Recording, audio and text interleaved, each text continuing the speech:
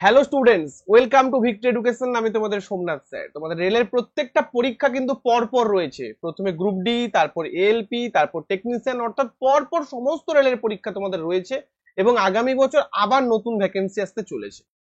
আর রেলের পরীক্ষা মানে সায়েন্স, আর সায়েন্স মানে এনসিআরটি। এনসিআরটি সায়েন্স মানে একটাই বাংলায় channel, that is victory education, যেখানে তোমাদের সায়েন্স শেখানো হয় সায়েন্সের মতো করে এনসিআরটি বইয়ের উপর ভিত্তি করে। আজকে আমরা আলোচনা করব অম্ল, ক্ষারক, লবণ, অ্যাসিড, বেস, সল্ট। একদম এনসিআরটি লাইন ধরে ধরে রিভিশন ক্লাস হবে উইথ এমসিকিউ। আজকে আমরা পুরো ক্লাসটা খুব সুন্দর করে খুঁটিয়ে খুঁটিয়ে পড়বো এবং এই ক্লাসের পিডিএফ তোমাদের দেবো। তুমি বলবে স্যার পিডিএফ কি? আপনি তো বলেন এনসিআরটি খুঁটিয়ে খুঁটিয়ে।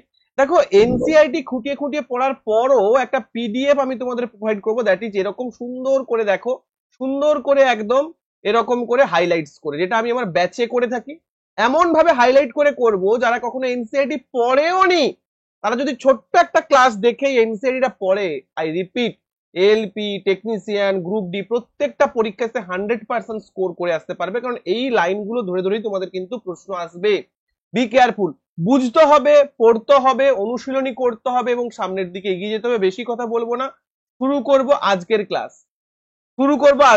তাহলে আমাদের এখান থেকে কিন্তু পড়তে হবে অম্ল, ক্ষারক এবং লবণ, অ্যাসিড, বেস এবং হচ্ছে সল্ট। দেখো, প্রথমে কি বলছে, প্রথমে আমাদের অ্যাসিড বেস সল্টে প্রথমে আমরা অ্যাসিড এবং বেস সম্পর্কে এনসিআরটি তে যে তথ্যগুলো রয়েছে সেগুলো একটু দেখে নেব। দেখো, অ্যাসিড যেগুলো, অ্যাসিড মানে কি? যেমন ধরো লেবুতে একটা অ্যাসিড থাকে, লেবুতে সাইট্রিক অ্যাসিড থাকে, তাহলে ওটাও একটা অ্যাসিড, বাট ওটা হচ্ছে মৃদু অ্যাসিড। তো সেই অ্যাসিড গুলো কি হয়, আমরা যখন লেবু খাই, লেবু কি লাগে? স্বাদে টক লাগে, তাহলে অ্যাসিড গুলো স্বাদে কি হয়? টক হয়। এবং অ্যাসিডকে যদি লিটমাসে দেওয়া হয়, লিটমাস মানে কি না, লিটমাস মানে হচ্ছে একটা পিএইচ পেপার যাকে বলা হয়, অর্থাৎ একটা নির্দেশক। নির্দেশক মানে যারা নির্দেশ করে, যারা দেখায় যে কোনটা অ্যাসিড কোনটা সল্ট, তাদেরকে আমরা অ্যাসিড বেস নির্দেশক বলি।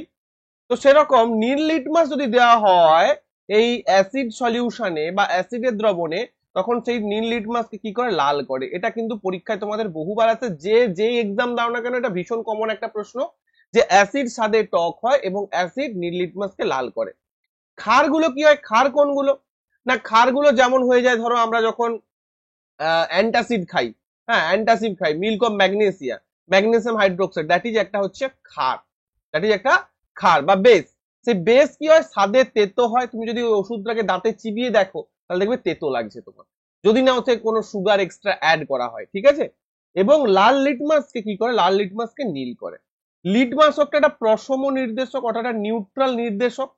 এবং হলুদ, লিটমাস এবং লিটমাসটা কি জানো তো? এই লিটমাস গুলোকে নির্দেশক বলা হয়, লিটমাসকে নির্দেশক বলা হয়। এবং এটা একটা ন্যাচারাল ইন্ডিকেটর, মানে প্রাকৃতিক নির্দেশক যাকে বলে। এবং হলুদ, এই হলুদও কিন্তু একটা নির্দেশক। আমি কোনটা কি কালার দেয় আস্তে আস্তে আসছি, ঠিক আছে? সাদা কাপড়ে যখন সবজির দাগ যখন লাগে, তখন সেটা কি হয় না, সবজির দাগ লাগছে, বা তখন তুমি যদি ক্ষারধর্মী সাবান ঘষো, তাহলে লালচে বাদামি বর্ণ ধারণ করবে। পরীক্ষায় প্রশ্ন আসবে, এখনো আসেনি, বাট আমি বলে যাচ্ছি, হয় আরআরবি, গ্রুপ ডি, অথবা টেকনিশিয়ান, অথবা এএলপি তে কিন্তু প্রশ্ন আসার পসিবিলিটি রয়েছে। যখন কাপড় অত্যাধিক জলে ধোয়া হয়, তখন ইহা পুনরায় হলুদ বর্ণ ধারণ করে। তাহলে কি বললাম? সাদা কাপড়ে সবজির দাগ লেগেছে, সবজির দাগ মানে হলুদ টাইপের দাগ লেগেছে, তাহলে হলুদে যখন তুমি ক্ষারীয়ধর্মী সাবান মেশাচ্ছ, হলুদে যখন তুমি ক্ষারধর্মী সাবান মেশাচ্ছ, তখন লালচে বাদামি বর্ণ ধারণ করে। অর্থাৎ মাংসের জুস পড়েছে, এই মাংসের জুসটাকে তুমি যখন ইয়েতে মিশিয়ে দেবে, তুমি যখন দেখবে ওটাকে একটু চুন দিয়ে দেবে বা একটু কোনো ক্ষার দিয়ে দেবে, দেখবে ওটা লালচে বাদামি বর্ণ ধারণ করছে। কি বললাম, মাথায় ঢুকেছে? লালচে বাদামি বর্ণ ধারণ করছে। এবং যখন এটা কাপড় অত্যাধিক জলে ধোয়া হয়, পুনরায় সেটা হলুদ বর্ণ ধারণ করে। ওকে, তো এইটা হচ্ছে বিষয়। এবার মিথাইল অরেঞ্জ এবং ফেনোলেপথলিনের মতো কিছু কৃত্রিম নির্দেশক রয়েছে, আমি নির্দেশক বোঝাচ্ছি। তো এখানে যেটা বললো, এখানে যেটা বুঝলাম আমরা, সেটা হচ্ছে অ্যাসিডটা হচ্ছে স্বাদে টক, অ্যাসিড হচ্ছে নীল লিটমাসকে লাল করবে, বেসটা হচ্ছে স্বাদে তেতো এবং যেটা হচ্ছে লাল লিটমাসকে নীল করবে, ঠিক আছে? লিটমাস একটা প্রাকৃতিক নির্দেশক, হলুদের মতো তরকারির দাগ যখন হলুদ হয়, তখন হলুদ একটা প্রাকৃতিক নির্দেশক। হলুদে যদি তুমি বেস দাও বা ক্ষার দাও, তখন সেটা লালচে বাদামি বর্ণ ধারণ করবে। কিন্তু যদি আবার অ্যাসিড দাও, অ্যাসিড দিলে কিন্তু কোনো চেঞ্জ হবে না, সে হলুদই থাকবে, ঠিক আছে? চলো, আচ্ছা, তার আগে একটাই কথা বলো, ভিক্টরি এডুকেশন, ভিক্টরি এডুকেশন অবশ্যই চ্যানেলটাকে সাবস্ক্রাইব করবে। 5 star rating, 1K plus download, অনেক বেশি ডাউনলোড, মানে প্রায় 5K এর কাছাকাছি ডাউনলোড, আর কিছু ডাউনলোডে 5K হবে।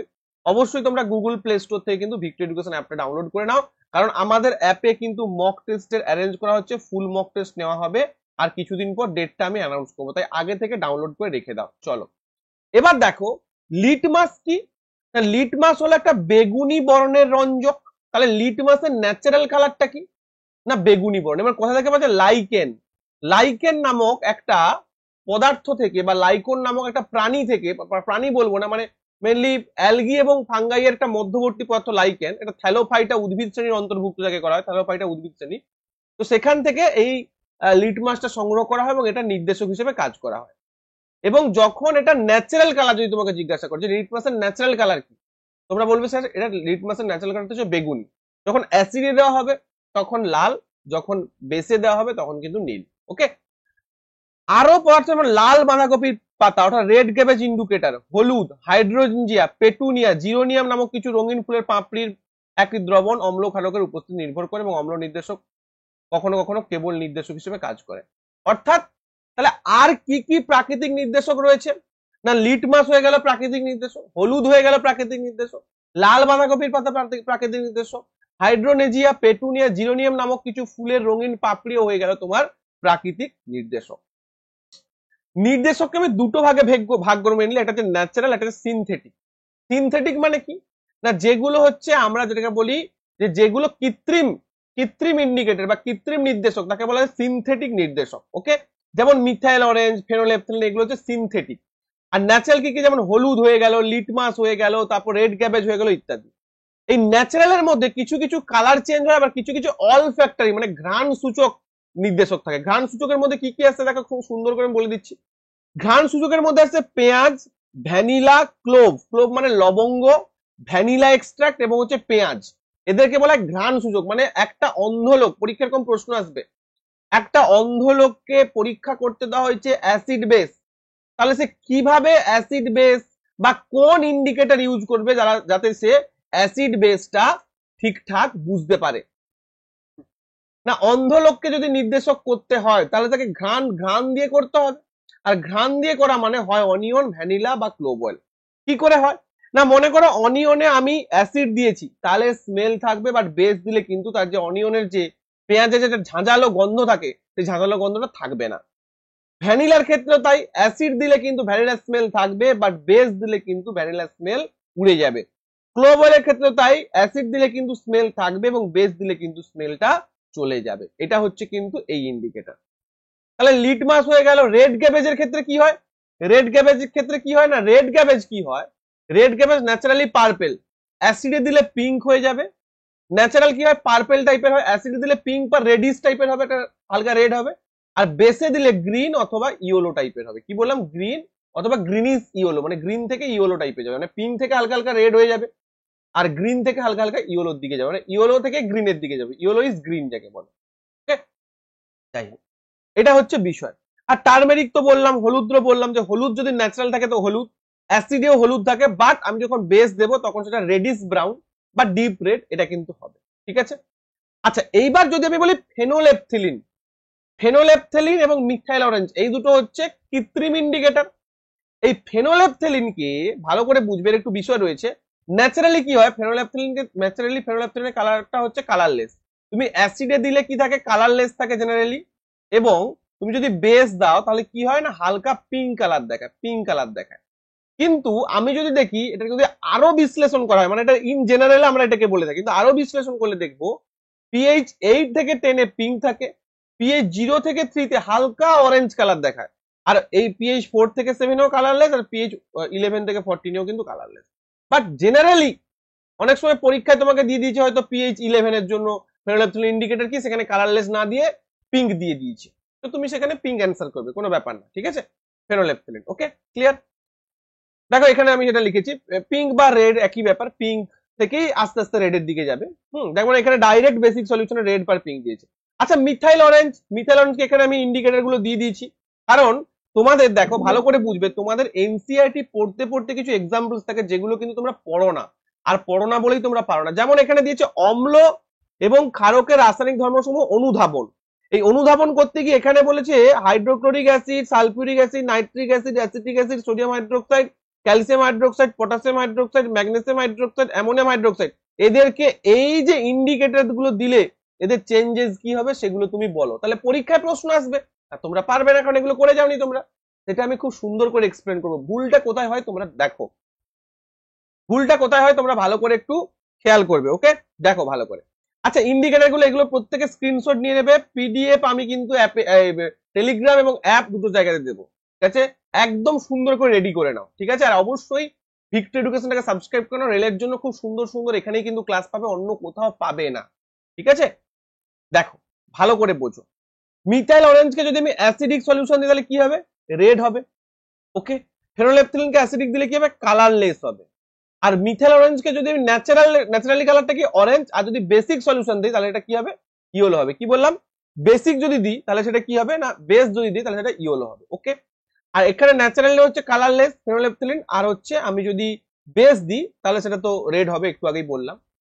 আচ্ছা, এবার একটা বিষয় দেখো, দেখো এখানে বলেছে লাল লিটমাস দ্রবণ। দেখো আমি একটা তোমাদের কথা বললাম যে আমরা যদি লিটমাসে মানে বেগুনি লিটমাস যদি অ্যাসিড দিই তাহলে সেটা লাল লিটমাস হবে, কিন্তু ভাই লাল কালারের লিটমাসে যদি অ্যাসিড দিই তাহলে সেটা তো লালই থাকবে, তার কালার চেঞ্জ হবে? থোড়ি চেঞ্জ হবে না। বি কেয়ারফুল, এখানে কিন্তু তোমাকে লাল লিটমাস বলেছে, যে লাল লিটমাসের দ্রবণে তোমাকে যদি অ্যাসিড দেয়া হয় তাহলে কি হবে?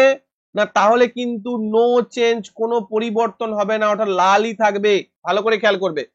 নীল লিটমাসের দ্রবণ যদি দেওয়া হয় এবং দ্রবণের নমুনা যদি অ্যাসিড হয় তাহলে কি হবে স্যার? নীল লিটমাসের দ্রবণ যদি দেওয়া হয় এবং এটা যদি অ্যাসিড থাকে তাহলে কিন্তু মাথায় রাখবে, ভালো করে বলছি, তাহলে কিন্তু মাথায় রাখবে এটা কিন্তু কি হবে? না এটা কিন্তু রেড হয়ে যাবে। মাথায় ঢুকছে? আচ্ছা, ফেনোলেপথিলিন দিলে কি হবে? না ফেনোলেপথিলিন দিলে অ্যাসিড দিলে তাহলে সেটা কি হবে? তাহলে সেটা কালারলেস হয়ে যাবে, বর্ণহীন হয়ে যাবে। আচ্ছা, ফেনোলেপথিলিন দিলে বর্ণহীন হয়ে গেল, মিথাইল অরেঞ্জ দিলে কি হবে? না মিথাইল অরেঞ্জ দিলে তাহলে সেটা রেড হয়ে যাবে, রেড হয়ে গেল। আচ্ছা, যদি বেস হয় স্যার, দেখো এইটা বলে দিলেই তোমার কিন্তু উত্তর রেডি হয়ে যাবে, কারণ এখানে কোনোটা অ্যাসিড কোনোটা বেস, তাহলে যেটা অ্যাসিড হবে এই অ্যান্সারটা হবে, আর যেটা বেস হবে বা ক্ষার হবে সেটা কিন্তু এই নিচের অ্যান্সারটা হবে। ব্যাস, এটা হয়ে গেলেই তোমার চুটকিতে অ্যান্সার হয়ে গেল। চলো, তাহলে লাল লিটমাস কি হবে? বেস যদি দিই লাল লিটমাসে তাহলে এটা কি হবে? না তাহলে এটা কিন্তু ব্লু হবে বা নীল হবে, বা নীল হবে। আচ্ছা, নীল লিটমাস যদি বেস দিই তাহলে ভাই নো চেঞ্জ, কোনো পরিবর্তন হবে না, নো চেঞ্জ, কোনো পরিবর্তন হবে না। আর যদি ফেনোলেপথিলিন দেওয়া হয় তাহলে কি হবে? রেড বা পিঙ্ক হবে, রেড বা পিঙ্ক যেটা অপশনে থাকবে একই বিষয়, ঠিক আছে? আর মিথাইল অরেঞ্জে যদি বেস দেওয়া হয় তাহলে কি হবে? ইয়েলো, তাহলে কি হবে? ইয়েলো হবে। ক্লিয়ার? এবার দেখো প্রথমে কি দিয়েছে? হাইড্রোক্লোরিক অ্যাসিড, তাহলে এটা হবে অ্যাসিড, অর্থাৎ প্রথমটা অ্যান্সার হবে, প্রথমটা মানে প্রথমে যেগুলো দিয়েছি সেগুলো। এইটা যদি দ্রবণের নমুনা যদি তুমি হাইড্রোক্লোরিক অ্যাসিড দাও তাহলে লাল লিটমাসের নো চেঞ্জ, নীল লিটমাসের রেড, ফেনোলেপথিলিন দ্রবণে বর্ণহীন, মিথাইল অরেঞ্জের রেড। ওকে, নেক্সট দেখো সালফিউরিক অ্যাসিড একটা অ্যাসিড, নাইট্রিক অ্যাসিড একটা অ্যাসিড, অ্যাসিটিক অ্যাসিড একটা অ্যাসিড, সেম হবে কারণ এটা মৃদু অ্যাসিড আর এটা তীব্র অ্যাসিড। সোডিয়াম হাইড্রোক্সাইড একটা ক্ষার, তার মানে এটা হচ্ছে আমার বেস, মানে বি লিখছি বেস গুলোকে। ক্যালসিয়াম হাইড্রোক্সাইড বেস, তার মানে ওইচ হাইড্রোক্সাইড, ওই যাচ্ছে মানে কি হবে? সেটা হচ্ছে বেস, আর এই যাচ্ছে মানে সেটা হচ্ছে অ্যাসিড। ওকে, ফাইন, ক্লিয়ার, চলো ভেরি গুড। এগুলো হচ্ছে কি? পটাশিয়াম হাইড্রোক্সাইড কি হবে? বেস, ঠিক আছে? ম্যাগনেসিয়াম হাইড্রোক্সাইড কি হবে? বেস। অ্যামোনিয়াম হাইড্রোক্সাইড কি হবে? বেস। তাহলে বি যেগুলো আছে সেগুলো আমার এই অ্যান্সারটা হবে, আর এ যেগুলো আছে সেগুলো আমার এই অ্যান্সারটা। বুঝতে পারলে অবশ্যই একটা করে লাইক করবে প্রত্যেকে, ঠিক আছে? বুঝতে পারলে অবশ্যই একটা করে কিন্তু লাইক করবে প্রত্যেকে। চলো পরবর্তী স্লাইডে চলে যাচ্ছি।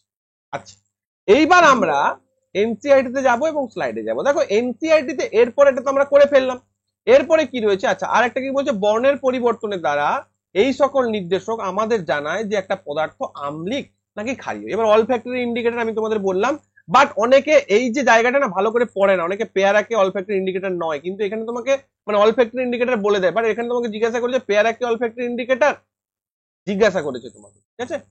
চলো নেক্সট, এইবার আমাকে রাখতে হবে যে অম্ল এবং ক্ষারক কিভাবে ধাতুর সঙ্গে বিক্রিয়া করে।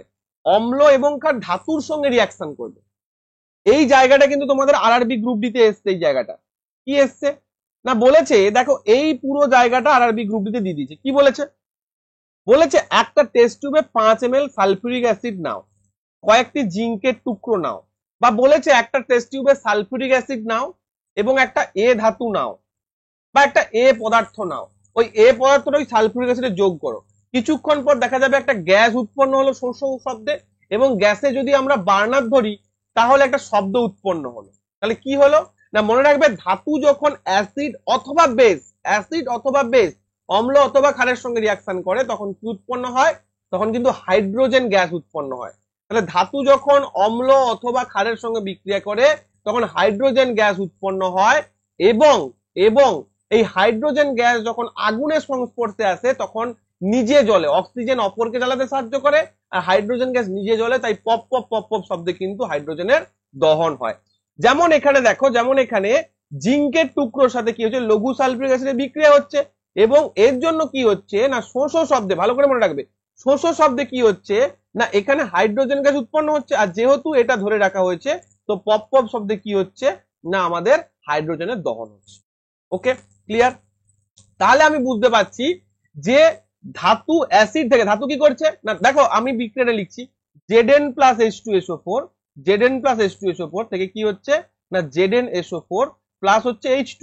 তার মানে বিষয়টা কি দাঁড়াচ্ছে না, বিষয়টা এটা দাঁড়াচ্ছে যে এই ধাতুটা হাইড্রোজেনকে ডিসপ্লেস করছে, ভাগিয়ে দিচ্ছে, ভাগিয়ে দিয়ে কি করছে নিজে ঢুকে যাচ্ছে। দেখো তার মানে ধাতব লবণ উৎপন্ন হচ্ছে Zn SO4 আর H2 টা কিন্তু H2 টাকে বার করে দিচ্ছে ওখান থেকে, যার ফলে হাইড্রোজেন গ্যাস বেরিয়ে আসে।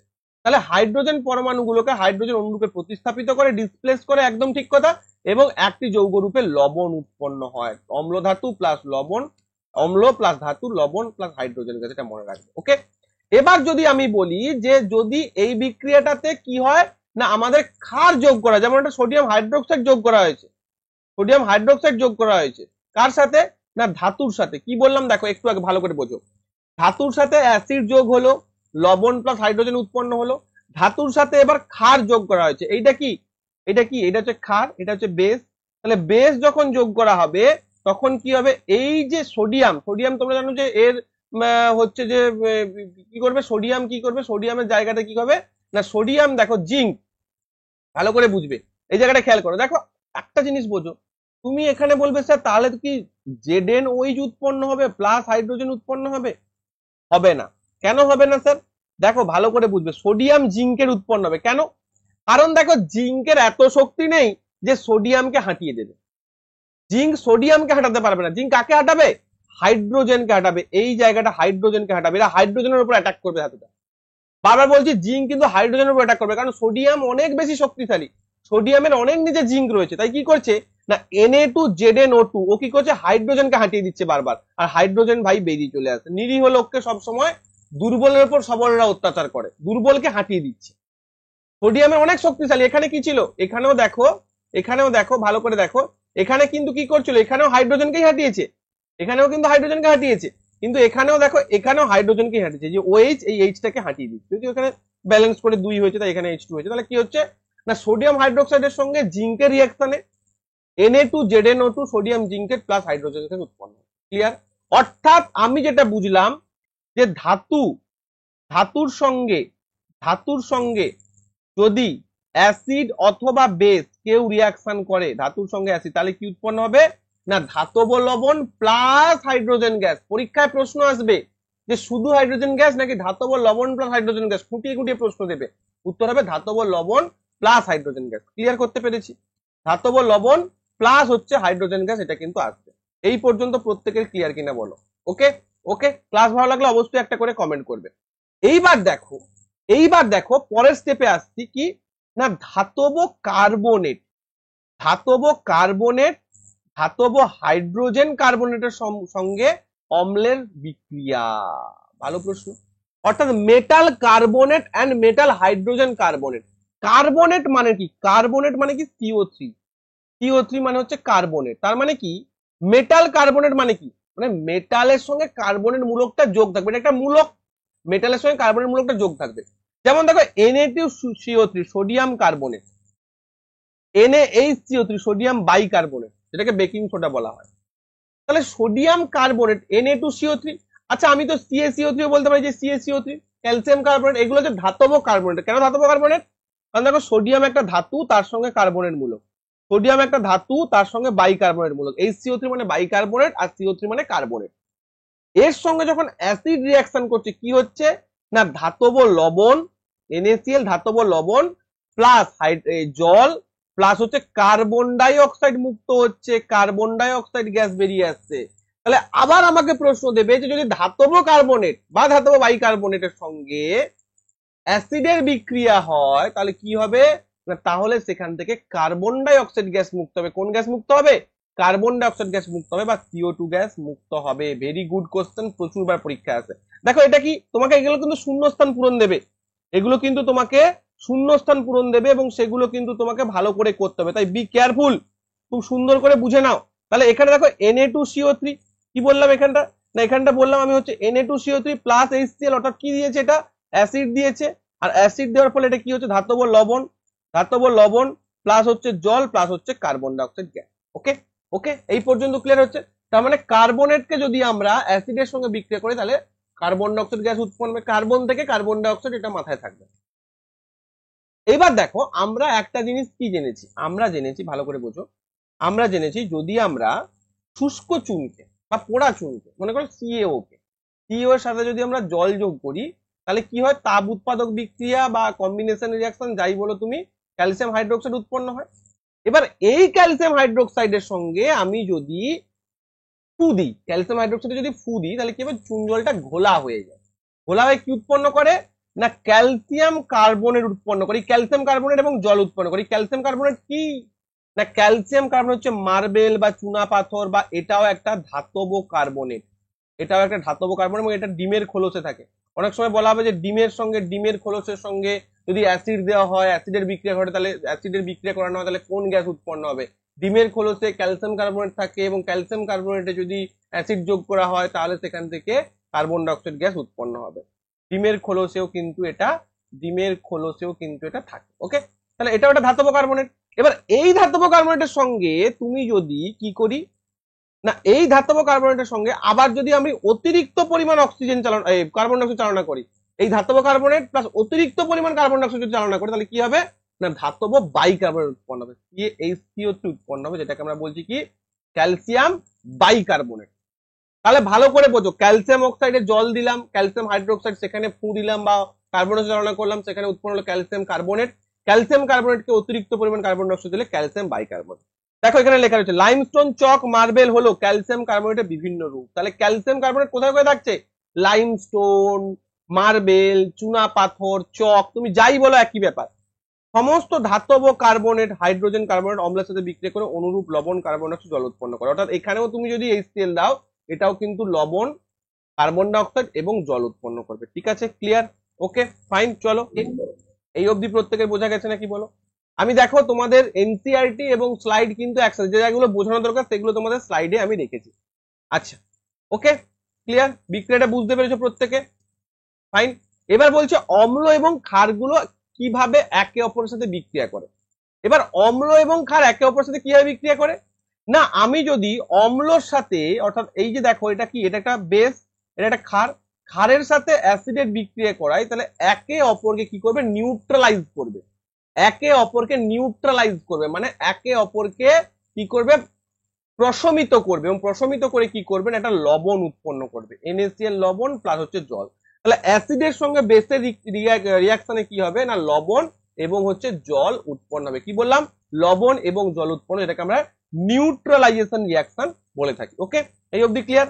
এবার দেখো অম্লের সাথে ধাতব অক্সাইডের বিক্রিয়ার ক্ষেত্রে কি হয় না মনে রাখবে সব সময় যদি অম্লের সাথে ধাতব অক্সাইড গুলো কি প্রকৃতির? ধাতব অক্সাইড কারা? মনে করো জিঙ্ক অক্সাইড একটা ধাতব অক্সাইড, এইটার সাথে যখন জিঙ্ক অক্সাইড ধাতব অক্সাইড, মনে রাখবে ধাতব অক্সাইড হচ্ছে বেসিক ইন নেচার, ক্ষারীয়। ধাতব অক্সাইডের সঙ্গে দেখো ব্যাপারটা হচ্ছে জিঙ্ক অক্সাইডটা হবে না এখানে, কারণ জিঙ্ক অক্সাইডটা হচ্ছে অ্যামফোটেরিক অক্সাইড, কিন্তু অন্যান্য অক্সাইড যেগুলো যেমন ধরো কপার অক্সাইড যদি আমি বলি, জিঙ্ক অক্সাইডটা অ্যামফোটেরিক, মানে উভধর্মী, উভধর্মী অক্সাইড সব বলছি আমি তোমাদের, ঠিক আছে? অ্যালুমিনিয়াম অক্সাইড, জিঙ্ক অক্সাইড, ZnO2টা ওটা এক্সেপশন, বাট জেনারেলি ধাতব অক্সাইড গুলো কি হয় না বেসিক ইন নেচার হয়, যেমন calcium oxide basic in nature মানে ক্ষারীয় ধর্মী।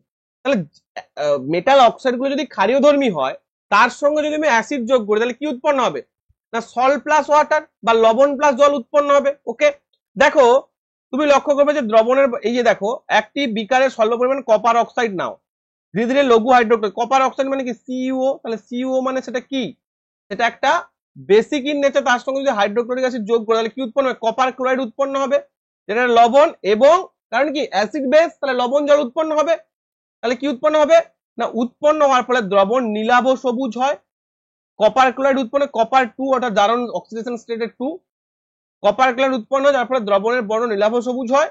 ধাতব অক্সাইড এবং অম্লের সাধারণ বিক্রিয়াটি নিম্নলিখিত দেখে, ধাতব অক্সাইড প্লাস অম্ল বা অ্যাসিড, সেখান থেকে উৎপন্ন লবণ প্লাস জল। কি বললাম, ধাতব অক্সাইড প্লাস হচ্ছে যদি অম্ল হয় তাহলে সেখান থেকে লবণ প্লাস হচ্ছে জল উৎপন্ন হয়। ওকে, ক্লিয়ার, ফাইন, চলো। আচ্ছা, এই বিক্রিয়াটা আমি দেখাচ্ছি তোমাদের, তারপর দেখো তাহলে ধাতব অক্সাইড গুলো কেন, না ধাতব অক্সাইড হচ্ছে ক্ষারকীয় অক্সাইড। আর যদি অধাতুর সঙ্গে বিক্রিয়া করা হয়, অধাতুর সঙ্গে যদি বিক্রিয়া করা হয় যেমন কার্বন ডাই অক্সাইড, ভালো করে বোঝো, যেমন অধাতব অক্সাইডের সাথে ক্ষারকের বিক্রিয়া দেখো কি হবে না, অধাতব অক্সাইডের সঙ্গে যদি ক্ষারকের বিক্রিয়া হয় যেমন কার্বন ডাই অক্সাইড এবং ক্যালসিয়াম হাইড্রোক্সাইড, কার্বন ডাই অক্সাইডের সঙ্গে যদি ক্যালসিয়াম হাইড্রোক্সাইডের বিক্রিয়া করানো হয় তাহলে কি হবে না, সেখানে কিন্তু লবণ প্লাস জল উৎপন্ন। কারণ কি অধাতব অক্সাইড গুলো কি না, অধাতব অক্সাইড গুলো কিন্তু অ্যাসিডিক ইন নেচার হয়, তাহলে তার সঙ্গে বেসের বিক্রিয়া কি হবে না, তার সঙ্গে বেসের বিক্রিয়া সেটাও লবণ প্লাস জল উৎপন্ন হবে। মনে রাখবে অ্যাসিড প্লাস বেস হলেই লবণ প্লাস জল উৎপন্ন হবে, কারণ অধাতব অক্সাইড গুলো আম্লিক চরিত্রের হয়। Very good, very good, okay, clear, very good. চলো দেখো এখানে একটা প্রশ্ন দিয়েছে, বলছে এ ধাতব যৌগ লঘু হাইড্রোক্লোরাইড বিক্রিয়া করে বুদবুদ উৎপন্ন করে, উৎপন্ন গ্যাস জ্বলন্ত মোমবাতিকে নিভিয়ে দেয়। যদি উৎপন্ন পদার্থগুলোর মধ্যে একটি ক্যালসিয়াম ক্লোরাইড হয় তবে বিক্রিয়ার সমতাযুক্ত রাসায়নিক সমীকরণ লেখো। খুব ভালো প্রশ্ন, এই টাইপের প্রশ্ন যদি পরীক্ষায় দেয় তাহলে আমি বলছি তোমরা কিন্তু ঘাবড়ে যাবে, হুট করে ঘাবড়ে যাবে। ঠিক আছে, চলো করে ফেলি, চলো। আচ্ছা আচ্ছা, এইটা বলে দিই প্রথমে, কপার অক্সাইডের সঙ্গে যদি আমি HCl যোগ করি তাহলে কি হবে, কপার ক্লোরাইড এবং হচ্ছে জল উৎপন্ন হবে। কারণ যে বললাম এটা কি না, এটা হচ্ছে বেসিক ধাতব অক্সাইড, তাহলে এটা বেসিক যদি হয় কপার ক্লোরাইড এবং হচ্ছে জল উৎপন্ন হবে। ম্যাগনেসিয়াম অক্সাইড ধাতব অক্সাইড মানে বেসিক মানে ক্ষারকীয় চরিত্র। ঠিক আছে, আচ্ছা অ্যাসিড বেস নিউট্রাল সল্ট, এটা আমি একটু পরে বোঝাচ্ছি তোমাদের। ঠিক আছে, অ্যাসিড বেস নিউট্রাল সল্ট এটা একটু পরে বোঝাচ্ছি, টাইপ অফ অক্সাইডটা এক্ষুনি বুঝিয়ে দিচ্ছি। দেখো চলো, টাইপ অফ অক্সাইড কি না, টাইপ অফ অক্সাইড একটা হচ্ছে অ্যাসিডিক মানে হচ্ছে আম্লিক, একটা হচ্ছে আম্লিক, আমি বাংলায় লিখে দিচ্ছি আম্লিক, এগুলো মনে রেখে দাও। একটা হচ্ছে বেসিক মানে কি ক্ষারকীয়, একটা হচ্ছে নিউট্রাল মানে প্রশম, প্রশম অক্সাইড, আর একটা হচ্ছে অ্যাম্ফোটেরিক মানে উভধর্মী, মানে যারা আম্লিক এবং বেসিক দুটো বৈশিষ্ট্যই বর্তমানে তাদেরকে উভধর্মী বলে। যেমন কারা কারা, অ্যালুমিনিয়াম অক্সাইড, জিঙ্ক অক্সাইড এবং হচ্ছে পিবিও, এরা হচ্ছে কিন্তু অ্যাম্ফোটেরিক। আর নিউট্রাল কারা, সাধারণত ধাতব অক্সাইড গুলো কিন্তু উভধর্মী হতে পারে। নিউট্রাল হচ্ছে কিন্তু অধাতব অক্সাইড গুলো, যেমন সিও, যেমন জল একটা নিউট্রাল, তোমরা নিশ্চয়ই জানো। এনও নাইট্রোজেন, নাইট্রোজেন অক্সাইড, আছে তোমার হচ্ছে কার্বন মনোক্সাইড, এরা হচ্ছে কি, এরা হচ্ছে কিন্তু নিউট্রাল। বেসিক কারা না, বেসিক তো তোমাদের এক্ষুনি বললাম যে ধাতব অক্সাইড গুলো বেসিক হতে, দেখো এমজিও, সিইও, সিএও, এরা প্রত্যেকে ক্ষারকীয়। আর অ্যাসিডিক কারা না, অধাতব অক্সাইড গুলো CO2, SO3, SO2, এরা হচ্ছে আম্লিক। ওকে, এবার দেখো এ একটা ধাতব যৌগ লঘু হাইড্রোক্লোরিক অ্যাসিডের সাথে বিক্রিয়া করে বুদবুদ উৎপন্ন হয়, উৎপন্ন গ্যাস জ্বলন্ত মোমবাতিকে নিভিয়ে দেয়। খুব ভালো প্রশ্ন, দেখো বারবার বলছি, উৎপন্ন গ্যাসটা জ্বলন্ত মোমবাতিকে নিভিয়ে দেবে। যদি বলতো উৎপন্ন গ্যাস, যদি বলতো উৎপন্ন গ্যাস পপ পপ শব্দ উৎপন্ন করে তখন আমি বলতাম জ্বলন্ত মোমবাতির সংস্পর্শে, তখন বলতাম যে হাইড্রোজেন গ্যাস উৎপন্ন হয়েছে। কিন্তু এখানে বলেছে উৎপন্ন গ্যাস জ্বলন্ত মোমবাতি কি করছে, জ্বলন্ত মোমবাতিকে নিভিয়ে দিচ্ছে, জ্বলন্ত মোমবাতিতে নিভিয়ে দিচ্ছে। ঠিক আছে, যদি বলে জ্বলন্ত মোমবাতিকে নিভিয়ে দেয় তখন সেটা কি বলবো, জ্বলন্ত মোমবাতিকে নিভিয়ে দেয় তখন সেটা হচ্ছে carbon die oxide gas, carbon die oxide gas. যদি হ্যাঁ কি না, কার্বন ডাই অক্সাইড গ্যাস, তাহলে কার্বন ডাই অক্সাইড গ্যাস যদি উৎপন্ন হয় তাহলে এ ধাতব যৌগটা কি, এই ধাতব যৌগটা হচ্ছে ধাতব কার্বনেট বা ধাতব বাইকার্বনেট। হ্যাঁ কি না, ধাতব কার্বনেট বা ধাতব বাইকার্বনেট। যদি উৎপন্ন পদার্থগুলোর মধ্যে একটি ক্যালসিয়াম ক্লোরাইড হয়, ভালো করে বোঝো, ক্যালসিয়াম ক্লোরাইড হচ্ছে একটা উৎপন্ন পদার্থ, তার মানে কি হবে, ডেফিনেটলি হচ্ছে যে পদার্থটা এটা হচ্ছে ক্যালসিয়াম কার্বনেট।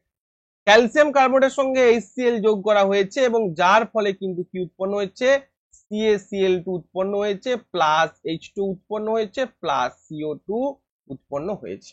আমি ক্লিয়ার করতে পেরেছি কি প্রত্যেকের কাছে? আচ্ছা দেখে নি ব্যালেন্সটা সিএ সিএ Cl2 Cl, আচ্ছা এখানে হচ্ছে Cl2, এখানে 2HCl করে দিই। হ্যাঁ 2HCl করে দিলে হয়ে যাবে, CaCO3 প্লাস 2HCl। তাহলে দেখো CA এখানটা হচ্ছে CO3, এখানটা হচ্ছে O2, 2 একে 3, আরে হাইড্রোজেন, এটা হাইড্রোজেন, একদম পারফেক্ট। তাহলে এখানে যে বিক্রিয়াটা হচ্ছে, যে রিয়াকশনটা হচ্ছে, এখানে কিটা না ক্যালসিয়াম কার্বোনেট হচ্ছে, ক্যালসিয়াম হচ্ছে কার্বোনেটের সঙ্গে HCl এর বিক্রিয়া, ক্যালসিয়াম ক্লোরাইড, জল এবং হচ্ছে কার্বন ডাইঅক্সাইড উৎপন্ন হচ্ছে। তাহলে এইটা হচ্ছে কিন্তু বিক্রিয়ার রাসায়নিক সমীকরণ।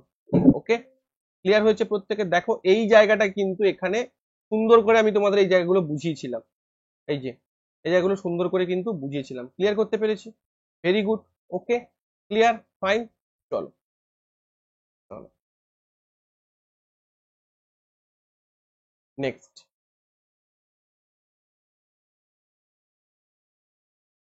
এই পর্যন্ত প্রত্যেকে বোঝা গেছে? এইবার দেখো নেক্সট। এবার হচ্ছে সকল অম্ল এবং সকল ক্ষারকের সাধারণ বৈশিষ্ট্য কি? সাধারণ বৈশিষ্ট্য না, যে সকল অম্লের মধ্যে হাইড্রোজেন থাকে তাকে আমরা অ্যাসিড বলি। হ্যাঁ মানে কি বলছি দেখো, মানে এর থেকে বোঝা সকল অম্লের মধ্যে হাইড্রোজেন থাকে, মানে সমস্ত অম্লের মধ্যে হাইড্রোজেন থাকে। কিন্তু হাইড্রোজেন যুক্ত সকল যৌগ কি অম্ল? হাইড্রোজেন যুক্ত সকল যৌগ কি অম্ল, সেটা আমরা এবার দেখবো। ঠিক আছে, চলো এটা আমরা বইতে দেখি। দেখো ভালো করে বোঝো।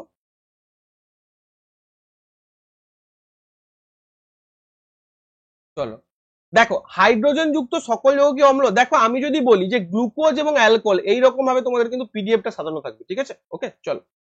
যদি আমি বলি যে আমার এখানে গ্লুকোজ অ্যালকোহল কিন্তু তড়িৎ পরিবহন করতে পারে না, যদি আমি জলীয় দ্রবণে রাখি, কিন্তু আমাদের H2SO4, আমাদের HCl, এদের জলীয় দ্রবণে কিন্তু এটা কিন্তু তড়িৎ পরিবহন করতে পারে, কারণ এটা জলীয় দ্রবণে আয়নে ভেঙে যায়।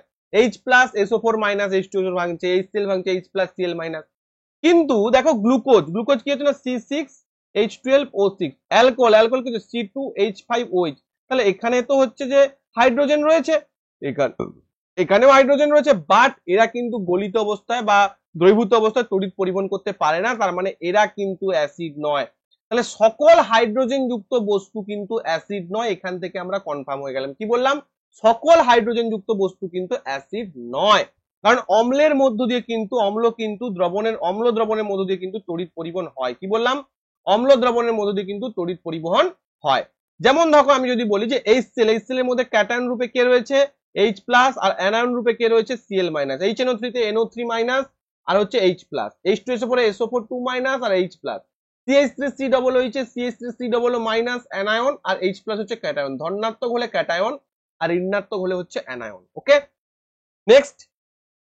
অম্ল দ্রবণে হাইড্রোজেন আয়ন উৎপন্ন হয় যা আম্লিক দ্রবণ, অর্থাৎ H+ আয়ন উৎপন্ন হয়। তার মানে কি C6H12O6 H+ আয়ন উৎপন্ন হয় না, আয়নটা উৎপন্ন হতে হবে। এবার দেখো সোডিয়াম হাইড্রোক্সাইড, ক্যালসিয়াম হাইড্রোক্সাইড, এগুলোও কিন্তু তড়িৎ পরিবহন করে, অর্থাৎ ক্ষারেরাও তড়িৎ পরিবহন করে দ্রবীভূত অবস্থায় বা গলিত অবস্থায়, বাট ড্রাই অবস্থায় কিন্তু করবে না। শুষ্ক HCl কখনো তড়িৎ পরিবহন করতে পারবে না যতক্ষণ না গলিত দ্রবীভূত অবস্থায় হচ্ছে, এবং কঠিন অবস্থায় পারবে না। ঠিক আছে, শুধুমাত্র গলিত বা দ্রবীভূত অবস্থায়। এই সোডিয়াম হাইড্রোক্সাইড, ক্যালসিয়াম হাইড্রোক্সাইড, এরাও কি করবে না Na+OH-, আর ক্যালসিয়াম হাইড্রোক্সাইড Ca2+2OH-, এরাও আয়ন প্রস্তুত করবে এবং এরাও কিন্তু তড়িৎ পরিবহন করবে। ক্লিয়ার? এবার দেখো আমি যদি HCl এ হাইড্রোজেন আয়ন উৎপন্ন করে, HCl অণু থেকে H+ আয়ন আলাদা হওয়া সম্ভব না, জলের অনুপস্থিতি। জল যদি না থাকে তাহলে কিন্তু আমরা H+ আয়নটা পাবো না। কি বললাম? H+ আয়নটা পাবো না। তাহলে দেখো HCl + H2O+, এটাকে বলে হাইড্রোনিয়াম আয়ন। এটা কিন্তু তোমাদের ALP তে এই বছর প্রশ্ন এসেছে, কি উৎপন্ন হবে না H+ যেটা উৎপন্ন হচ্ছে সেটা কিন্তু H2O এর সঙ্গে মিলে H3O+ তৈরি হচ্ছে, এটাকে আমরা হাইড্রোনিয়াম আয়ন বলছি। যেমন NaOH কি হচ্ছে না Na+ এবং হচ্ছে OH-, অর্থাৎ বেসের ক্ষেত্রে কিন্তু OH- উৎপন্ন হবে। যেমন দেখো এখানে যেটা KOH, K+OH-, Mg, দেখো Mg2+OH-। ওকে, তাহলে এইটা হচ্ছে H+ এবং OH- আমরা কিন্তু দেখতে পাবো। আচ্ছা, এবং জলের মধ্যে ক্ষারক দ্রবীভূত করার প্রক্রিয়াটা, জলের মধ্যে অম্ল বা ক্ষার যখন দ্রবীভূত, এটা কিন্তু তোমাদের টেকনিশিয়ান পরীক্ষাতে এখান থেকে কিন্তু প্রশ্ন এসেছে, এবং এই প্রশ্নটা পার্টিকুলারলি এলপি তে এসেছিল। জলের মধ্যে যখন আমরা ক্ষারক বা অম্ল দ্রবীভূত করব তখন কিন্তু তাপ উৎপন্ন হবে। ঠিক আছে, জলের মধ্যে কিন্তু ক্ষারক বা অম্ল যখন দ্রবীভূত করব তখন কিন্তু আমরা সেখানে কিন্তু আমরা তাপ উৎপন্ন হয়। আচ্ছা, আমরা অ্যাসিডে জল কিন্তু কখনো যোগ করবো না, কারণ অ্যাসিড হচ্ছে তীব্র জলাকর্ষী পদার্থ। তাহলে এক বিন্দু জল যদি তুমি অ্যাসিডে যোগ করো তাহলে প্রচন্ড বিস্ফোরণ হবে। আর জন্য জলে আস্তে আস্তে করে অ্যাসিড যোগ করা হয়। আচ্ছা, জল, এই প্রশ্নটা অনেকের জায়গায়, প্রচুর জায়গায় ভুল রয়েছে। জলের মধ্যে যদি অম্ল বা ক্ষারক মেশাই তাহলে প্রতি একক আয়তনে কি হয় না, প্রতি একক আয়তনে H3O+ এবং OH- বা আয়নের গাঢ়ত্ব কিন্তু হ্রাস পায়। এটা বহুবার তোমরা ভুল করো, নেটেও গুগল সার্চ করে দেখার সময় নেটেও কিন্তু ভুলভাল থাকে। সো বি কেয়ারফুল, ঠিক আছে, বি কেয়ারফুল। তাহলে আমি কি বললাম, জলের মধ্যে যদি অম্ল বা ক্ষারক মেশাই আয়নের গাঢ়ত্ব প্রতি একক আয়তনে কি হবে, হ্রাস পায়, এবং এটাকে বলা হয় কিন্তু অম্ল বা ক্ষারকের লঘুকরণ বলা হয়। অনেকে এটা ইনক্রিজ হয় বলবে, কিন্তু দিস ইজ ট্রু ডিক্রিজ হয়, ঠিক আছে। চলো, এখানে প্রশ্ন বলেছে HCl, HNO3 ইত্যাদি আম্লিক ধর্ম প্রদর্শন করে, কিন্তু অ্যালকোহল, গ্লুকোজের যৌগের দ্রবণ আম্লিক ধর্ম প্রদর্শন করে না। কেন করে না? কারণ এরা কিন্তু আয়নিত হয় না। HCl গ্যাস শুষ্ক লিটমাস কাগজে বর্ণের পরিবর্তন করতে পারে না। কেন? কারণ HCl জল ছাড়া H+ আয়ন উৎপন্ন হয় না। ওকে, তো এইগুলো কিন্তু মনে রাখবে। ওকে, যখন অম্লের দ্রবণকে লঘু করা হাইড্রোনিয়াম আয়নের গাঢ়ত্ব কি হয়, হাইড্রোনিয়াম গাঢ়ত্ব কমে, হাইড্রোনিয়াম আয়নের গাঢ়ত্ব কমে। ওকে, আচ্ছা, এইবার অম্ল বা ক্ষারকের দ্রবণ কতটুকু শক্তিশালী, অম্ল বা ক্ষারকের দ্রবণ কতটা শক্তিশালী সেটা কি করে বুঝবো? দেখো, আচ্ছা, এর আগে বোঝার আগে একটা প্রশ্ন তোমাদের পরীক্ষায় এসেছিল, সেটা আমি একটু বলে দিই তোমাদের, ঠিক আছে, এটাও বলবো তোমাদের, কোনো অসুবিধা নেই। প্রশ্ন একটা বলে দিই তোমাদের, সেটা হচ্ছে এই প্রশ্নটা কোথায় গেল, হ্যাঁ কোথায় গেল, এই প্রশ্নটা দেখো, এটা এলপি 2024 প্রশ্ন। কি বলছে, what happen when acid mixed with water, acid যখন এর সঙ্গে মিক্সড হয়, অ্যাসিড যখন ওয়াটারের সঙ্গে মিক্সড হয় তখন কি হয় না, প্রতি ইউনিট আয়তনে হাইড্রোনিয়াম আয়নের ঘনত্ব বৃদ্ধি পায় না, প্রতি ইউনিট আয়তনে হাইড্রোনিয়াম আয়নের ঘনত্ব হ্রাস পায়, যেটা এনসিইআরটি তে লেখা রয়েছে, আমি ভালো করে বোঝালাম তোমাদের। অর্থাৎ তার তো লঘুকরণ হয়ে যাচ্ছে না জল যখন মেশাচ্ছি, এই জন্য এটা কিন্তু উত্তর হবে। ওকে, ক্লিয়ার, ভেরি গুড। চলো, এবার হচ্ছে অম্ল এবং ক্ষার কতটা শক্তিশালী সেটা দেখার জন্য আমরা পিএইচ স্কেল ব্যবহার করি। পিএইচ কথার অর্থ কি দেখো, ভালো করে বোঝো, এটা পরীক্ষা প্রশ্ন চলে আসতে পারে না। পি কথাটা অর্থ যার মানে প্রোটিন, যার অর্থ শক্তি, প্রোটিনস যার অর্থ হচ্ছে শক্তি। আর পিএইচ স্কেলের সাহায্যে সাধারণত 0 থেকে 14 পর্যন্ত আমরা পরিমাপ করি। দেখো, ভালো করে বোঝো, যত আমরা 0 থেকে 7 যাব, 0 থেকে 7-এর দিকে যাবো মানে H+ আয়নের কনসেন্ট্রেশন কমবে, আর আস্তে আস্তে 7 থেকে 14 মানে OH- আয়নের কনসেন্ট্রেশন বাড়বে। আর 7 থেকে 0-র দিকে যাওয়া মানে আম্লিক চরিত্র বৃদ্ধি পায়, আর 7 থেকে 14-র দিকে যাওয়া মানে ক্ষারীয় চরিত্র বৃদ্ধি পায়। অর্থাৎ 7 থেকে 14 মানে H+ আয়নের গাঢ়ত্ব হ্রাস পাবে, 7 থেকে 0 মানে আম্লিক চরিত্র বৃদ্ধি পাবে, এবং H+ আয়নের গাঢ়ত্ব কিন্তু বৃদ্ধি পাবে, এবং OH- গাঢ়ত্ব হ্রাস পাবে 7 থেকে 0-র দিকে, 7 থেকে 14-র দিকে OH- আয়নের গাঢ়ত্ব বৃদ্ধি পাবে। ওকে, আর 7 মানে কি প্রশম, আর 7 থেকে 0-র দিকে আম্লিক, 7 থেকে 14-র দিকে হচ্ছে তোমার কি বলে, অ্যাসিডিক। ওকে, দেখো, প্রথমে আমরা পিএইচ স্কেলটা দেখো, ভালো করে বোঝো। এই 0 মানে কি, এই কালারটা না, এইটাকে কালার করে প্রত্যেকটা দেওয়ালে মারিয়ে রাখবে, কারণ কালার জিজ্ঞাসা করবে। যেমন বিশুদ্ধ জল, রক্ত প্রায় 7.4, তার মানে কি গ্রিন, এই জায়গাটা কি গ্রিন। আর যদি ডিপ ব্লু বলে তাহলে কি, ডিপ ব্লু মানে কি, ডিপ ব্লু মানে হচ্ছে একটা স্ট্রং বেস। আমি আবার বলছি, ডিপ ব্লু মানে হচ্ছে একটা স্ট্রং বেস। যেমন হচ্ছে গ্যাস্ট্রিক রস, গ্যাস্ট্রিক জুস, স্টমাকে 1.2, রেড, রেড, যত অ্যাসিড হবে তত রেড হবে। আর যদি বলে ইয়েলো বা ইয়েলো ইজ গ্রিন, তাহলে বুঝবে যে 5-6 পিএইচ এর মধ্যে রয়েছে। লেবুর রস 2.2, পরীক্ষা প্রশ্ন আসবে। মিল্ক অফ ম্যাগনেসিয়া, যেটা কি হিসেবে ব্যবহার করা হয়, অ্যান্টাসিড হিসেবে ব্যবহার করা হয়, অ্যান্টাসিড। এটা কি হবে না, এটা হচ্ছে কিন্তু অ্যান্টাসিড ব্যবহার করা হয়, এটা কিন্তু আমাদের এর হচ্ছে কিন্তু যে পিএইচটা সেটা কিন্তু 10। সোডিয়াম হাইড্রোক্সাইড কত, 14, এটা কি ডিপ ব্লু, ডিপ ব্লু, কারণ কি এগুলো কিন্তু ক্ষার, এগুলো সব ক্ষার, ঠিক আছে। আচ্ছা, এবারে এই ছকটা তোমাদের কিন্তু পূরণ করতে হবে, ভীষণ ইম্পর্টেন্ট, পরীক্ষা ডাইরেক্ট প্রশ্ন। এই ছকটা আমি পূরণ করে দিয়েছি, ঠিক আছে, এখানটা আমি তোমাদের সলিউশন করে দিয়েছি। চলো বলে দিই একবার, এটা একটা শর্টসেও আমি তোমাদের বলেছিলাম যে মুখের লালা খাবারের আগে, ভালো করে বোঝো, খাবারের যখন আগে তখন তো আমাদের মুখে তো কিছু নেই, তার মানে লালা রস করিতে হবে না। তাহলে খাবারের যখন আগে পিএইচ কাগজে বর্ণ কিন্তু গ্রিন থাকবে। কি বললাম, মুখের লালা মানে মুখ থেকে যখন আমি এরকম কিছু নেব লালাটা, তখন কি হবে, খাবারের আগে দেখো লালা হচ্ছে কি, লালা হচ্ছে উৎসেচক, এনজাইম। তো অ্যাসিড কখন উৎপন্ন হবে, যখন সেই এনজাইমটা আমাদের খাদ্যের সঙ্গে রিয়াকশন করবে তখন সেটা অ্যাসিড উৎপন্ন হবে, তাই না। তো তখন কিন্তু কি হবে, তখন কিন্তু হবে যে সেটা কিন্তু তোমার হচ্ছে মানে অ্যাসিড টু বেস মানে নিউট্রাল খানিকটা থাকবে, নিউট্রালের কাছাকাছি থাকবে, বুঝতে পেরেছো? নিউট্রালের কাছাকাছি সেটা কিন্তু থাকবে। মুখের খাবার পর কি হবে, ইয়েলোইশ গ্রিন হবে, অর্থাৎ পিএইচটা কমবে। পিএইচ কম মানে কি অ্যাসিডিক হবে, অ্যাসিডিক। লেবুর রস তোমরা নিশ্চয়ই 2.2 তো বলাই রয়েছে, তো ইম্পর্টেন্ট বলাই রয়েছে, ভেরি ভেরি ভেরি ইম্পর্টেন্ট পরীক্ষা, এই ছকটা করে যাও, ভীষণ ইম্পর্টেন্ট, পরীক্ষায় পড়বে। বায়ুপূর্ণ বর্ণহীন পানীয় কি? বায়ুপূর্ণ বর্ণহীন পানীয় বলবে সেটা কি জিনিস? বায়ুপূর্ণ বর্ণহীন পানীয় মানে কি? Soda water, soda soda water বলো না দোকানে, যে সোডা ওয়াটার, একটু গরমকাল হয়েছে, একটু বসবো, একটু নদীর ধারে বসবো বিকালবেলা বন্ধুরা মিলে, একটু জল পানি খাওয়া হবে, তো সোডা ওয়াটার একটা দাও, দোকানে গিয়ে আমরা বলি। তো সেই যে সেই সোডা ওয়াটার, সোডাটা কি অ্যাকচুয়ালি? সোডা ওয়াটার মানে বায়ুপূর্ণ বর্ণহীন পানীয়, এটা হচ্ছে কিন্তু অ্যাসিডিক হবে, এটা হচ্ছে অ্যাসিডিক হবে।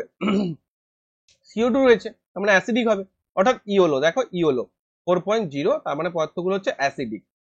গাজরের রস ইয়েলোইশ গ্রিন, এটাও হালকা অ্যাসিডিক, 6.0, দেখো অ্যাসিডিক।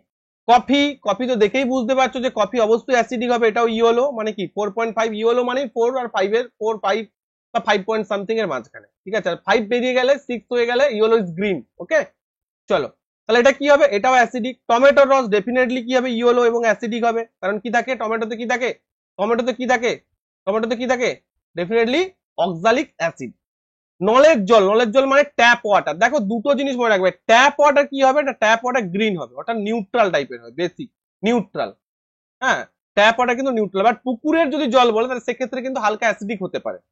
আচ্ছা, NaOH, এটা তো ডিপ ব্লু, ডিপ ব্লু বা ভায়োলেট যাই বলুক না কেন, এটা হচ্ছে বেসিক। আর HCl তো রেড হবে, জিরো এর হচ্ছে অ্যাসিড। দেখো এখানে কিন্তু HCl বলেছে তোমায়, কিন্তু তোমার যে গ্যাস্ট্রিক জুস কিন্তু বলেনি, বি কেয়ারফুল, এটা কিন্তু গ্যাস্ট্রিক জুস বলেনি, এর কিন্তু পিএইচ হচ্ছে 0, মানে একদম স্ট্রং অ্যাসিড আর কি, পিএইচ 0 মানে স্ট্রং অ্যাসিড। এইটুকু ক্লিয়ার করেছি। ওকে ওকে ফাইন, চলো নেক্সট, নেক্সট চলো।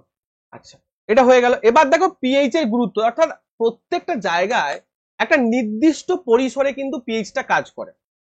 মানে ধরো আমাদের বডি, আমাদের বডি কত থেকে কত পরিমাণে কাজ করে, এটা কিন্তু ডাইরেক্ট পরীক্ষা আসবে না, 7.0 থেকে 7.8। তার মানে যদি আমাদের একটা বডিতে কেউ যদি একটা অ্যাসিড ছুঁড়ে মারে, তোমরা নিশ্চয়ই জানো বিভিন্ন মহিলারা অ্যাসিড অ্যাটাক হয়, অ্যাসিড ছুঁড়ে দেয়, তো অ্যাসিড ছুঁড়ে দিলে তার চামড়া পুড়ে যায় কেন? কারণ আমাদের বডি 7.0 থেকে 7.8 নিতে পারে। দেখো আমরা অনেক সময় দেখি না যে পেটটা জ্বালা জ্বালা করছে, কারণ কি পেটে যে পরিমাণ অ্যাসিড নিতে পারে তার থেকে বেশি অ্যাসিড হয়ে যাচ্ছে, জ্বালা করছে, হয়তো। তো এইগুলো হচ্ছে হয়, যেমন তাহলে সজীব আমাদের বডি তাহলে 7.0 থেকে 7.8 এর মধ্যে কিন্তু পিএইচটা কাজ করে ভালো। অম্ল বৃষ্টি, পিএইচ এর মান যখন 5.6 এর থেকে কম হবে তখন তাকে অম্ল বৃষ্টি বলা হবে। ওকে, এই অম্ল বৃষ্টি যখন নদীতে যাবে তখন তা থাকা কঠিন হয়ে যাবে। এই জায়গাটা কিন্তু তোমাদের আরআরবি গ্রুপ দিতে দিয়েছিল, খুঁটিয়ে বই না পড়লে কিন্তু হবে না। এই জায়গাটা আরআরবি গ্রুপ দিতে দিয়েছিল যে শুক্র গ্রহের বায়ুমণ্ডল কি দিয়ে গঠিত হয় না, সালফিউরিক অ্যাসিডের পাতলা সাদা এবং হলুদ বর্ণের মেঘ দিয়ে গঠিত হয়, এবং এইখানে কিন্তু প্রাণের অস্তিত্ব থাকবে না। কেন থাকবে না?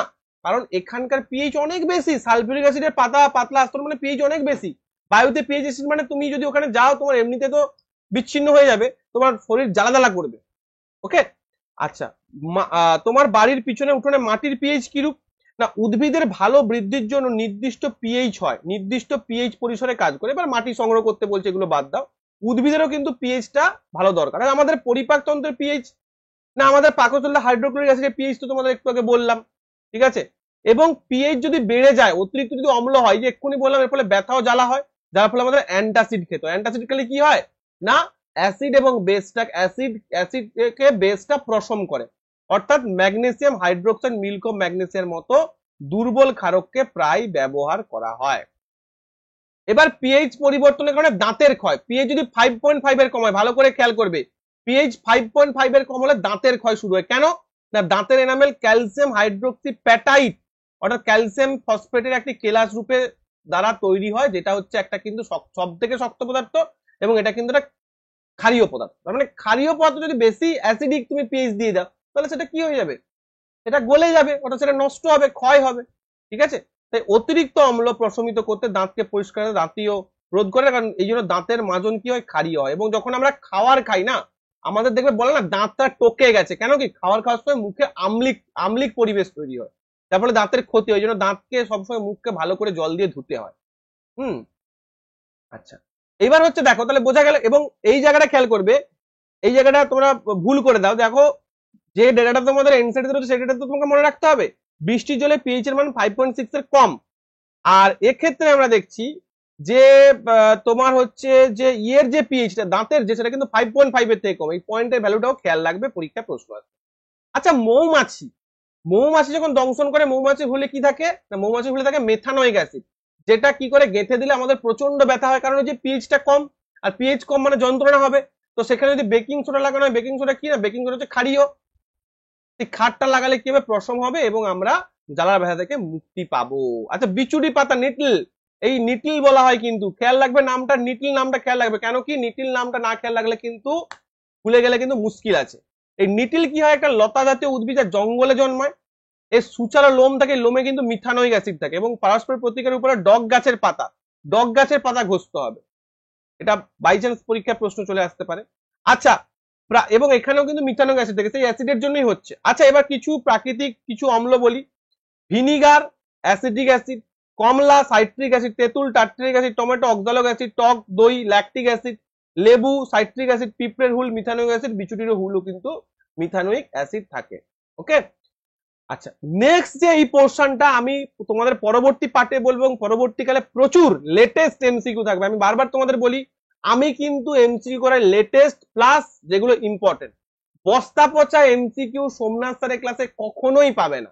এক্সাক্ট এমসিকিউ এক্সাক্ট স্টাডি খুঁটিয়ে খুঁটিয়ে স্টাডি কিন্তু একমাত্র এখানেই তোমরা কিন্তু পাবে। তাই লবণের পরিবার এবং স্ট্রং অ্যাসিড উইক বেস এইগুলো আমরা নেক্সট ক্লাসে জানবো, পার্ট 2 তে জানবো। আপাতত আজকে এখানে আমরা কিন্তু স্টপ করব, এবং নেক্সট ক্লাসে আমরা এনসিইআরটির আরো প্রশ্ন, আরো যে আমাদের লেটেস্ট যে প্রশ্নই দেখো সমস্ত লবণ টবণ যা লিস্ট তোমরা পড়ো না, এগুলো এনসিইআরটি সলিউশন করো না, এগুলো কিন্তু পরীক্ষা দিলে অবস্থা খুব খারাপ হয়ে যায়। সমিত সমীকরণ লিখতে বলেছে, এগুলোই পরীক্ষা দেবে।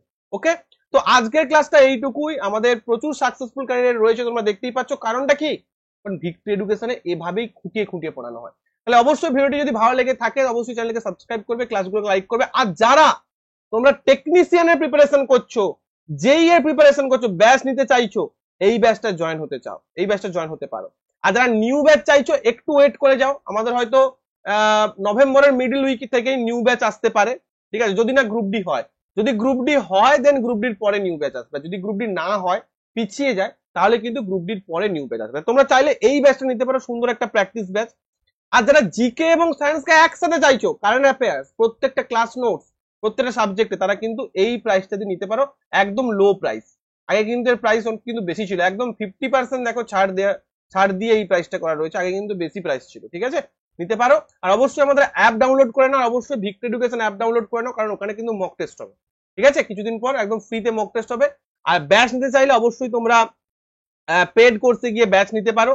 আর যদি কোনো অসুবিধা হয় আমার নাম্বার সবসময় ফাঁকা থাকে, আমাকে একটা কন্ট্যাক্ট করে নিলে আমি কিন্তু ব্যাচ নিতে তোমাদের গাইড করে দেবো। ওকে, প্রচুর ছাত্রছাত্রী এখান থেকে চাকরি পেয়েছে এবং চাকরি পাওয়ার জন্য প্রস্তুত হচ্ছে। এখানে তো কয়েকটা মাত্র ছবি দেওয়া রয়েছে, আমাদের চ্যানেলে গেলে দেখতে পাবে, কোনো ফেক নয়, রিয়েল। এবং তাদের সঙ্গে তারা আমাকে মানে এখনো পর্যন্ত ফোন করে, এখনো পর্যন্ত আরো প্রমোশনের জন্য বা কেউ অন্যান্য পরীক্ষার জন্য আবার আমার কাছে এসে ভর্তি হয়। তো যাই হোক, প্রত্যেককে বলবো যে রেলওয়ে বাংলাতে মানে কিন্তু একটাই নাম, বিশ্বস্ত, ভিক্টরি এডুকেশন। অনেক চ্যানেল ভিক্টরি এডুকেশনে কপি করছে, ভিডিও বানাচ্ছে, বাট আমি তাদেরকে কপিরাইট স্ট্রাইক দিচ্ছি না, কোনো ব্যাপার না। কারণ মনে রাখবে যে কি বলবো, ওরাও পেট পালছে, বাট যখন আমাকে এসে যখন ছাত্রছাত্রীরা বলে স্যার এই কোচিং এ তারা প্রতারিত হয়েছে, খুব খারাপ লাগে। যাই হোক, তোমরা সাবধান থাকবে, অবশ্যই ভালো করে পড়াশোনা করো। আর আমাদের যে প্র্যাকটিস ক্লাসগুলো চলছে সায়েন্সে রিজনিং এ, সেগুলো তোমরা মন দিয়ে করো। থ্যাংক ইউ প্রত্যেককে, দেখা হবে তোমাদের সাথে নেক্সট ক্লাসে। ততক্ষণ পর্যন্ত ভালো থেকো, সুস্থ থাকো আর মন দিয়ে পড়াশোনা করো। Thank you.